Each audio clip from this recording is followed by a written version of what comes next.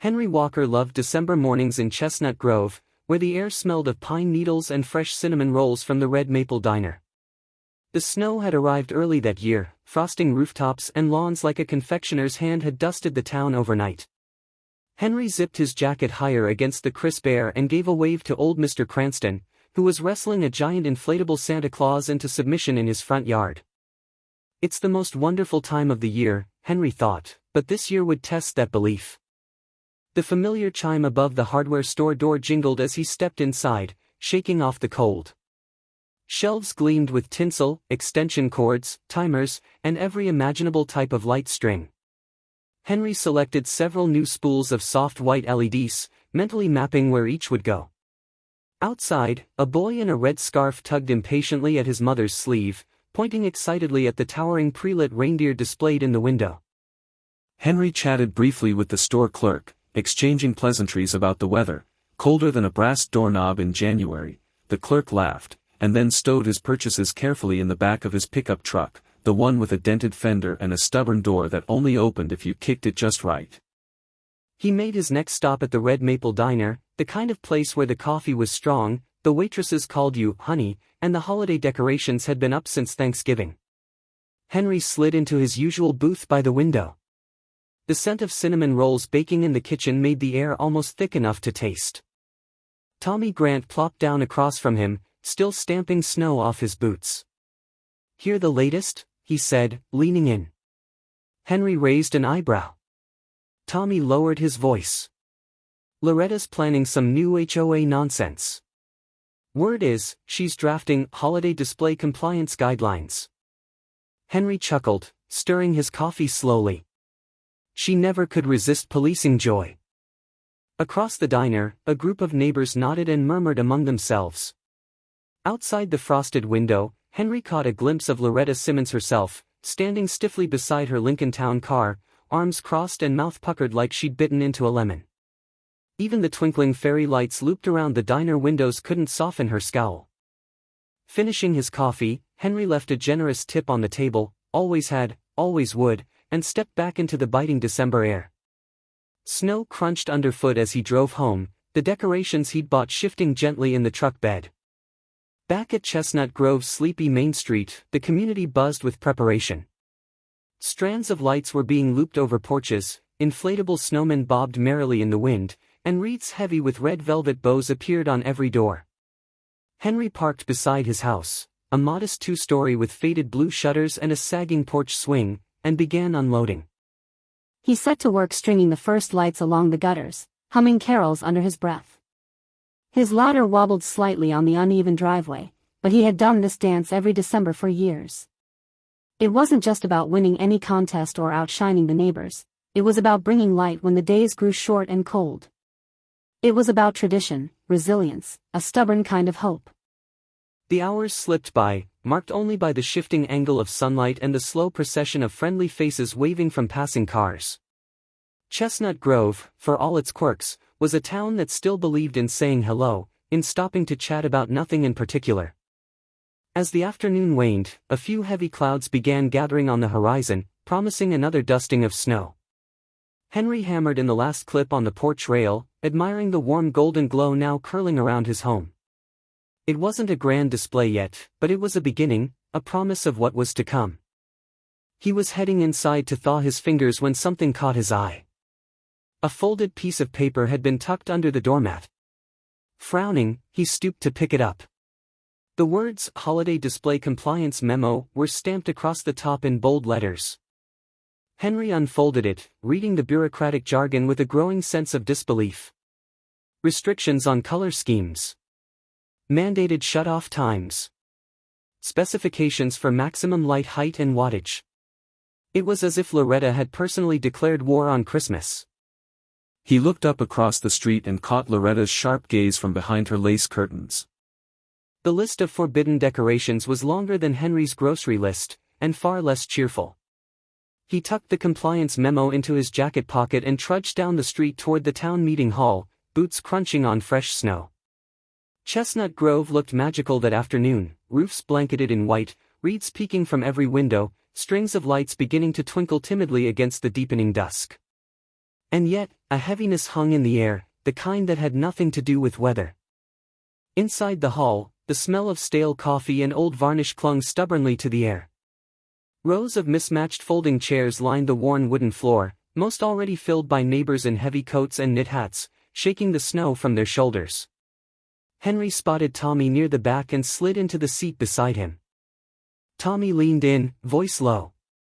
"When people fear the twinkle of lights, you know trouble's coming." Henry chuckled quietly, but the humor didn't quite reach his eyes.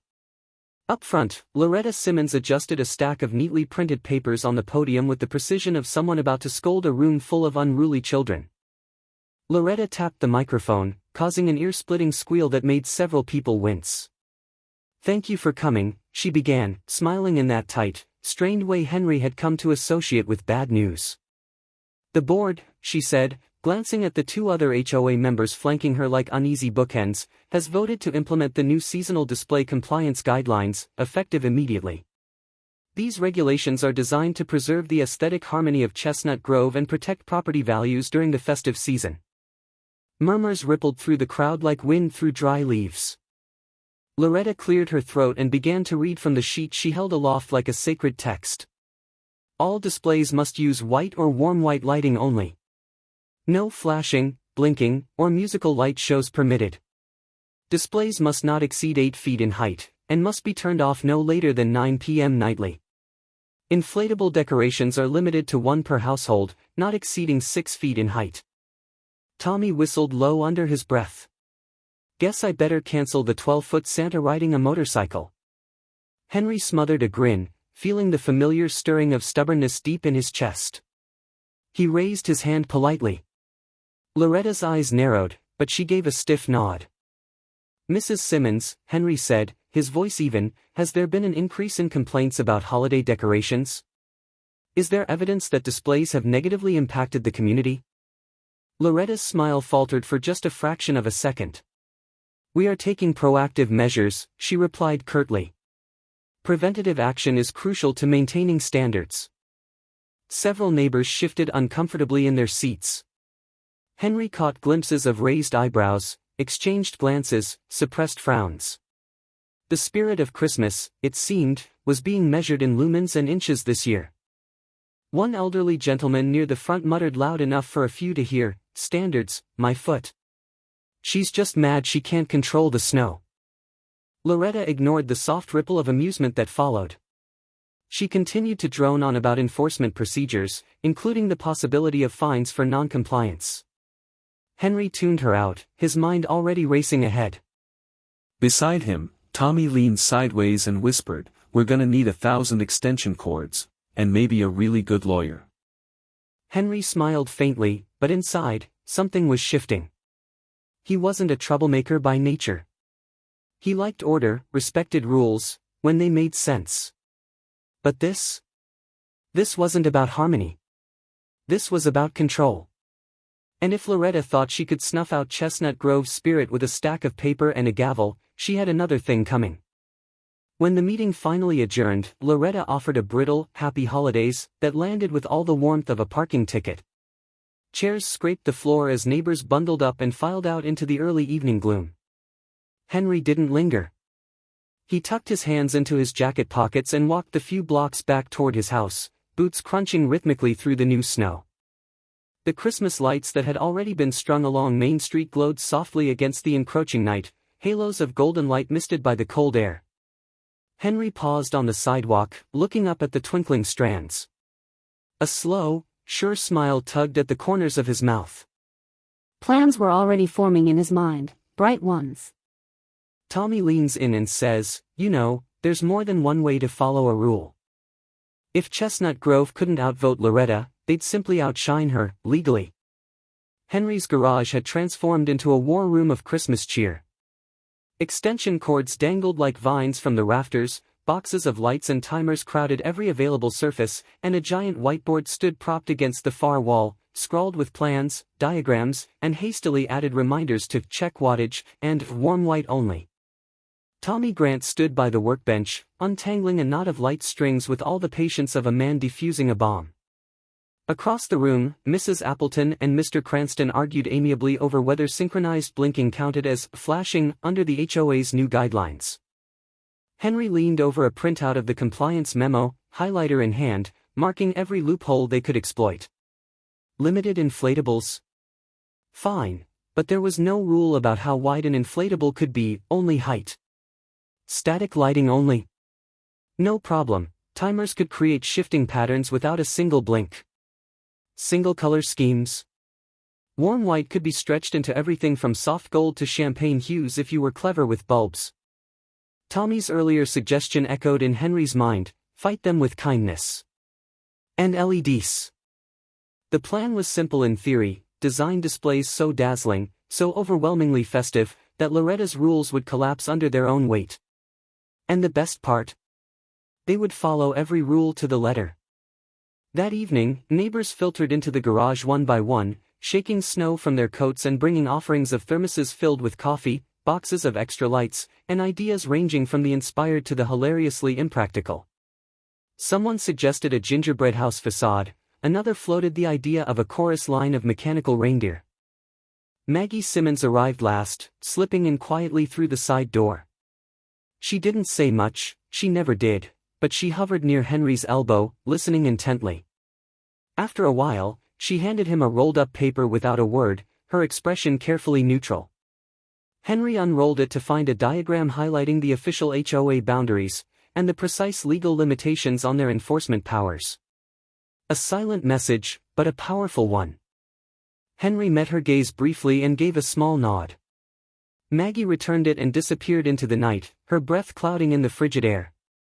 The garage buzzed with excitement and low chuckles as Henry assigned tasks. Mr. Cranston would lead the team stringing lights along rooftops. Mrs. Appleton volunteered her front porch for a tasteful, inflatable gingerbread man, precisely 6 feet tall, naturally. Over the next few nights, the town moved with quiet purpose. Lights were strung, timers were calibrated, displays were synchronized down to the second. Children peered out windows at the activity, their noses pressed against cold glass. Even skeptical neighbors began to warm to the idea, slipping out after dark to hang an extra wreath or adjust a strand of bulbs. Finally, it was time for the first trial run. Henry stood in his front yard, gloves tucked under one arm, a battered clipboard in his other hand. A thin dusting of snow coated the sidewalks, sparkling under the street lamps. The group gathered, bundled in coats and scarves, cheeks red from the cold but eyes bright with anticipation. Henry gave a mock-serious speech about the cause of lawful illumination that drew a few muffled laughs. He counted down, 3, 2, 1, and hit the master switch. Instantly, Chestnut Grove erupted in light. Houses glowed with warm white splendor, every window and gable outlined in precise, gleaming lines. Tasteful inflatables bobbed gently in front yards, wreaths spun slowly on porch doors under hidden motors, and soft music, instrumental versions of carols, floated from cleverly concealed speakers. It wasn't chaotic. It wasn't gaudy. It was simply magnificent. From every angle, the scene obeyed Loretta's rules. No flashing. No multicolor displays. No noisy concerts. Just an overwhelming, radiant affirmation of Christmas spirit, all completely by the book. Neighbors stood in small groups, arms around each other's shoulders, laughing and pointing. The children twirled in the snowy streets, their breath rising like smoke. Henry felt a lump rise in his throat, unexpected and a little embarrassing. This was why he had fought back. Not for spite. For this. The sound of tires crunching over packed snow broke the moment. Heads turned as Loretta's Lincoln Town car came creeping slowly down the street. Henry froze, clipboard in hand. Loretta's car braked sharply, the wheels slipping slightly on the icy road. She sat stiffly behind the wheel, mouth slightly open, eyes wide behind her glasses, taking in the spectacle before her. Loretta drives by, brakes screeching slightly on the snowy road, her mouth hanging open. Nothing fueled Loretta Simmons' fury faster than the sight of a neighborhood shining brighter than her rules allowed. Henry stood on his front porch, arms crossed lightly, surveying the spectacle he and the town had orchestrated. It was nearing dusk, and as each minute ticked by, another set of warm white lights flickered to life along Chestnut Grove's winding streets. The air smelled of pine, wood smoke, and a hint of rebellion.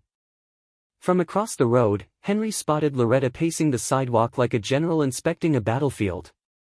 Her lips moved in tight, clipped phrases no one else could hear, clipboard clutched in one hand like a weapon. Henry remembered Tommy's words, "Comply so hard it makes them dizzy." By the next morning, the first wave hit. Formal violation notices, folded crisply and tucked into mailboxes and front doors, accusing homeowners of vague infractions, improper display symmetry, potential excessive illumination, risk of decorative disturbance. Henry unfolded his own notice at the breakfast table, spreading it out beside his coffee mug. He read each line carefully, chuckling softly at the creative language. Nowhere did the letter cite an actual broken rule. Tommy dropped by not long after, stomping snow off his boots. "Guess we're dangerous now," he quipped, waving his own violation notice like a surrender flag. Henry didn't rise to the bait. Instead, he picked up the phone and calmly placed a call to the city's building inspector. A few polite questions and a scheduled inspection later, he leaned back in his chair, feeling something close to satisfaction. Let them come. 2 days later, a city official arrived in a sensible sedan, clipboard in hand, bright orange scarf tucked neatly into his jacket. He toured Henry's property slowly, carefully, measuring heights, checking timers, inspecting electrical cords. At the end, he looked up at Henry, smiled, and said, "Everything's by the book. Good job, sir. Frankly, it's one of the better setups I've seen." Henry thanked him warmly, offering a cup of hot coffee for the road, which the inspector gratefully accepted before vanishing into the snowy afternoon. Word traveled fast in a town like Chestnut Grove. By evening, neighbors who had received similar violation warnings began gathering in small clusters, whispering and exchanging knowing looks. Henry didn't say much, he didn't have to. The lights spoke for themselves. Not to be outdone, Loretta organized what she called a compliance patrol, a grim little posse armed with clipboards and flashlights, prowling the neighborhood after dark to catch supposed offenders. It might have been funny if not for the genuine tension it stirred. Still, every evening the displays blazed on, pure and bright and stubbornly within the rules. Maggie Simmons, never overt in her defiance, made her support known in quieter ways. She was seen talking to neighbors on doorsteps, offering carefully worded encouragement. She slipped extra-long extension cords into community donation boxes. She left annotated copies of HOA guidelines where they might conveniently be found. Loretta's isolation grew more obvious by the day. Where once she commanded nods and murmured agreements, now she earned only tight smiles and averted gazes. Even her staunchest allies among the board began to shift uneasily whenever she launched into another tirade about decorative anarchy. By the third day, Loretta's frustration boiled over. She marched up to Henry's property line, careful not to step onto it, and delivered her latest salvo. Effective immediately, she announced, her voice carrying across the snowy lawn, "You are subject to daily fines for ongoing noncompliance. The board has authorized escalating penalties until the matter is resolved." Henry listened politely, gloved hands tucked into the pockets of his heavy coat. When she finished, he simply said, "Which rule, exactly, am I breaking?" Loretta sputtered for a moment before retreating with a huff, nearly slipping on a patch of ice as she turned. That evening, Henry sat on his porch swing, steaming mug in hand, watching the town glow against the velvet night sky. Tommy pulled up beside him, grinning from ear to ear. Tommy grins and says, "Maybe it's time we got some real publicity." Chestnut Grove had always been a quiet place, until Channel 7's news van rolled up. The van creaked to a halt right on Main Street, its giant satellite dish groaning as it extended skyward like some mechanical sunflower. Curious neighbors peeked through their curtains or came right out onto their porches, coffee mugs or snow shovels in hand, pretending not to stare. The dusk had just started deepening the shadows, and the holiday lights winked into brilliance all around. Henry Walker stood by his mailbox, watching the crew unload tripods and cameras, their breath fogging in the cold air. He thought back to that conversation at the Red Maple Diner, The one where he'd told Tommy, if we shine bright enough, someone's bound to notice. Well, someone had noticed, and they'd brought a camera crew. The reporter was a young woman in a bright red coat, her hair perfect even in the chilly wind. She adjusted her microphone and smiled into the camera as the cameraman framed the glowing backdrop of Henry's house behind her.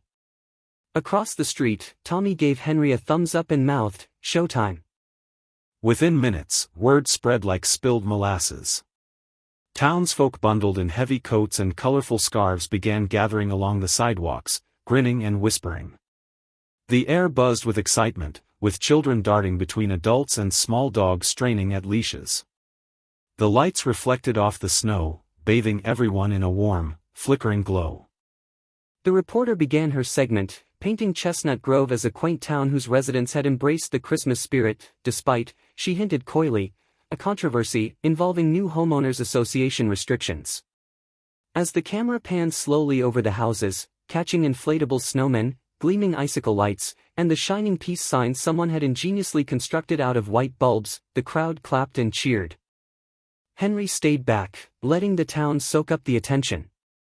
He wasn't interested in being the star, it was enough to see neighbors smiling again without a shadow hanging over them. From the corner of his eye, he spotted trouble brewing. Loretta Simmons, wrapped in a tailored navy coat, stomped toward the reporter, her face flushed with anger, clipboard clutched like a sword. Without waiting for an invitation, Loretta stormed into the live shot, waving her arms. "You can't film here," she barked. "This is private property. This is a public nuisance." The reporter, professional and poised, calmly pointed to the street beneath their feet. "We're standing on public property, ma'am," she said, her microphone still hot, still broadcasting. Loretta ignored her, turning instead to the camera itself. "This entire neighborhood is under HOA regulation," she shouted. "These displays are in violation of standards. They're disrupting the character of Chestnut Grove." The cameraman didn't flinch. Neither did the reporter. Across the town, people stifled laughs behind mittened hands. Somewhere, a child let out an audible giggle. A dog barked, as if adding its own commentary. Henry leaned against his mailbox, watching it all unfold like a Christmas pageant gone deliciously wrong. Loretta's voice rose higher, sharper, until she was practically shrieking about bylaws and municipal codes no one cared about. At one point, she jabbed her finger dangerously close to the lens, causing the cameraman to step back slightly, still filming. After what felt like an eternity, and likely only a few glorious minutes, the reporter wrapped up the segment with a polite thank you to the spirited residents of Chestnut Grove. The camera light clicked off, and the crew packed up, leaving Loretta standing in the middle of the street, fuming like a teapot left too long on the burner. By the time Henry got home and switched on the news, the clip was already making rounds. Channel 7 led with it, of course, Holiday Spirit Sparks HOA Showdown, but soon local blogs, community Facebook pages, and even the Chestnut Grove Knitting Circle's online forum had shared the video. By midnight, memes had sprouted like mushrooms after rain. One showed Loretta screeching with the caption, "When you realize LEDs are stronger than your bylaws." Another dubbed her the Grinch of Chestnut Grove, complete with a green-tinted face and all. Henry sipped his coffee the next morning at the Red Maple Diner, savoring the rich aroma and the quiet satisfaction of a battle fought with twinkling lights and goodwill. Snow flurried gently outside the windows.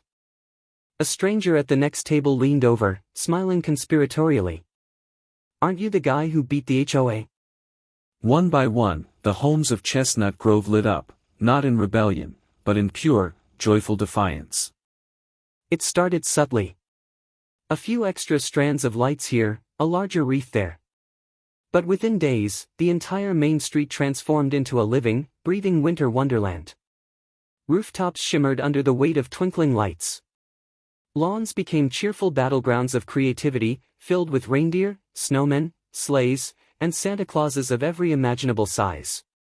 Even Mrs. Pennington, who hadn't decorated since her husband passed, hung a line of golden bells across her front porch, their soft chime joining the crisp winter air. Henry walked slowly down Chestnut Lane one evening, the snow crunching beneath his boots, a wide smile tugging at the corners of his mouth. He watched a family wrestle a 6-foot candy cane into their front yard, giggling and throwing snow at each other as they worked. Across the street, 2 teenagers draped their parents' trees in endless coils of shimmering lights, high-fiving after each successful toss. Tommy trotted up beside Henry, his gloved hands stuffed into his jacket pockets. "You watch, Henry," he said, a gleam in his eye. "We'll start a Christmas revolution." And so they had. The festive fever spread faster than any HOA memo could contain. A group of carolers formed on their own, serenading houses with slightly off-key but utterly heartwarming renditions of holiday classics. Someone set up a hot cocoa stand at the corner of Main and Elm, and before long, a few other neighbors brought tables laden with homemade pies, cookies, and knitted scarves for sale. What began as defiance blossomed into an impromptu holiday market. Families from neighboring towns trickled in to see the displays. Children's laughter echoed between the houses. Couples strolled hand in hand under the glow of 1,000 lights, sipping cocoa and trading stories. There was no grand organizer, no formal planning, just a community rediscovering its own heart, one string of lights at a time. Even the local officials couldn't stay away. A city councilman wandered through the stalls one evening, munching on a sugar cookie and chuckling as a group of elementary schoolers staged an impromptu snowball fight in the town square. A few days later, Henry overheard whispers at the diner, quiet talks about how the town council was reviewing the HOA's influence over public holiday displays. Loretta Simmons, meanwhile, seethed in the shadows. She was seen less and less during the day, though sharp-eyed neighbors sometimes spotted her peeking through her curtains at night, her mouth pressed into a grim line as she watched the festivities unfold. Henry didn't gloat. It wasn't about winning. It was about proving that community mattered more than control. Still, he couldn't deny the small flicker of satisfaction he felt when he passed Loretta's darkened house, the only one on the block untouched by lights or laughter. The tension finally snapped on a Thursday evening, as golden lights flickered against the darkening sky and the holiday market bustled with life. A hastily delivered notice appeared in the mailboxes of every homeowner within the HOA's boundaries. An emergency board meeting was being called. Attendance strongly encouraged. Henry plucked the letter from his mailbox under the dim glow of his porch light. As he turned to go back inside, he noticed a second envelope tucked underneath, no return address, just his name handwritten in a careful, looping script. Inside was a single sheet of paper, a copy of the HOA bylaws, sections highlighted in yellow. Underlined passages revealed contradictions, overreaches, and, most importantly, loopholes. Henry stared at the page for a moment, the edges of his mouth curling into a slow, knowing smile. Henry receives a formal invitation, and a copy of the HOA bylaws, mysteriously highlighted. If Christmas lights were a battle cry, then Chestnut Grove had already won, they just needed the paperwork to prove it. The HOA clubhouse, normally a space reserved for bake sales and book club meetings, tonight resembled something closer to a courtroom. Holiday garlands drooped from the ceiling with the enthusiasm of wilted lettuce, and a tired-looking tree blinked in the corner as if reluctant to draw attention to itself. Rows of folding chairs filled quickly. Henry took a seat near the middle, flanked by Tommy on one side and Maggie Simmons on the other. Around them, curious townsfolk filled the room, bundled in coats still dusted with snow, their breath rising in small clouds whenever someone cracked the door. At the front stood Loretta Simmons, her clipboard clutched so tightly the paper inside was starting to curl. Her mouth was a tight line, her carefully styled hair frizzing slightly from the damp. Henry remembered Maggie's words, "Rules work both ways, if you read them carefully." Loretta wasted no time. She stepped up to the makeshift podium and cleared her throat with all the ceremony of a judge about to hand down a sentence. This meeting, she declared, has been called to address widespread violations of the holiday display compliance guidelines. Immediate fines and penalties will be assessed for those in breach. Murmurs rippled through the room. A few people shifted in their seats, others crossed their arms, faces set. Henry remained perfectly still, watching. Loretta rattled off a list of accusations: obstructive displays, excessive wattage, light pollution. She cited bylaws and codes with the fervor of a preacher quoting scripture, each claim stacking higher until it threatened to topple under its own weight. When she finally paused to take a breath, Henry stood. He moved slowly, deliberately, a thick binder tucked under one arm. Loretta's eyes narrowed as he approached the podium, but she said nothing. Henry opened the binder and laid it flat for everyone to see. Inside were neatly arranged inspection reports, each stamped with the official city seal, confirming compliance on every property cited. Photos showed tasteful decorations, properly installed lights, and tidy yards. Dates, times, measurements, every detail documented. Henry spoke quietly but clearly, his voice carrying to the back of the room. Every display, he said, tapping the binder, meets the regulations passed by this board. Every house cited has been inspected and cleared. There are no violations. He stepped aside. Before Loretta could recover, Maggie Simmons rose to her feet. The room went very still. Maggie held up a highlighted copy of the HOA bylaws, the same one that had mysteriously found its way to Henry's door. She walked slowly toward the front, her boots clicking softly on the scuffed linoleum floor. In her letters and public notices, Maggie said calmly, Mrs. Simmons has selectively misquoted the regulations. She's cited standards that don't exist, and enforced penalties not authorized by the HOA charter. Gasps rippled through the crowd. Even a few board members exchanged uneasy glances. Maggie continued, pointing neatly to one highlighted section after another. Her voice never wavered. She wasn't angry, she was surgical, precise, undeniable. Loretta blanched, the color draining from her face. She opened her mouth once, then closed it again, clutching the podium as if it might anchor her to a reality quickly slipping away. Henry stayed silent. He didn't need to gloat. This was a moment meant to stand on its own. One of the board members, a man who had spent most of the evening staring at his shoes, finally cleared his throat. I move to open the floor for a formal motion.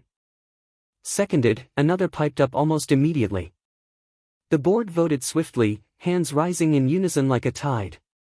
Motion: removal of Loretta Simmons as president of the Chestnut Grove Homeowners Association. Effective immediately. The gavel came down with a soft, decisive thud. Loretta stood frozen for a moment, then gathered her papers with shaking hands and slipped out the side door, the jingle of bells above the exit strangely mocking in the silence she left behind. The room sat stunned for a beat before bursting into low, relieved conversation. Some people hugged. Others just stood blinking, as if unsure whether it was truly over. Henry sank back into his chair, the tension slowly bleeding from his shoulders. As the meeting broke up and people began drifting into the snowy night, a man in a dark wool coat approached quietly. Henry recognized him vaguely, the mayor's aide, he thought. The man leaned in, voice low and full of good humor. You just saved Christmas for all of Chestnut Grove. Chestnut Grove didn't just survive the battle for Christmas, it set a new standard for celebration. Christmas Eve dawned cold and bright, the sky over Chestnut Grove a brilliant, endless blue. Every rooftop, every fence post, every storefront sparkled beneath a blanket of new snow and the warm gleam of thousands of lights. The entire town seemed to hum with a quiet, satisfied energy, as if it, too, had weathered a long storm and come out the other side stronger. Henry Walker stood at his front porch, a mug of coffee steaming between his hands, watching as families bustled down the sidewalks in their heaviest coats, pulling sleds laden with gifts and children. Laughter rose into the cold air like a hymn.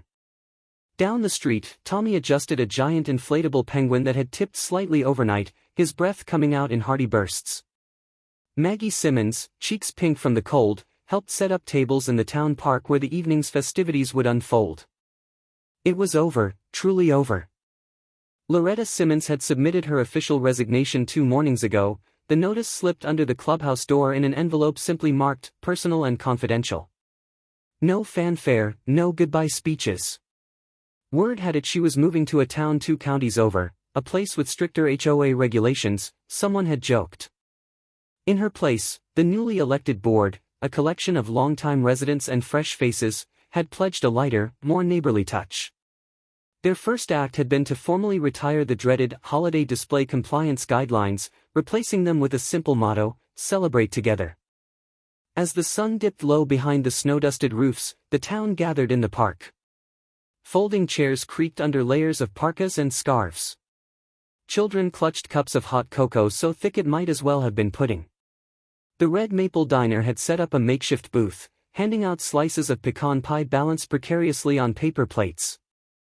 At 7 o'clock sharp, the first bars of It's a Wonderful Life flickered onto a makeshift screen strung between two old maple trees. The movie played out in the hush of falling snow, the images grainy but perfect. People laughed and sniffled into tissues. Hands found other hands and held tight. Henry shifted in his chair, the cold creeping into his knees but not his spirit. Somewhere behind him, Tommy chuckled at a line from the movie. A few rows up, Maggie sat with her father, who had started humming along with the soundtrack. Lights weren't just decorations.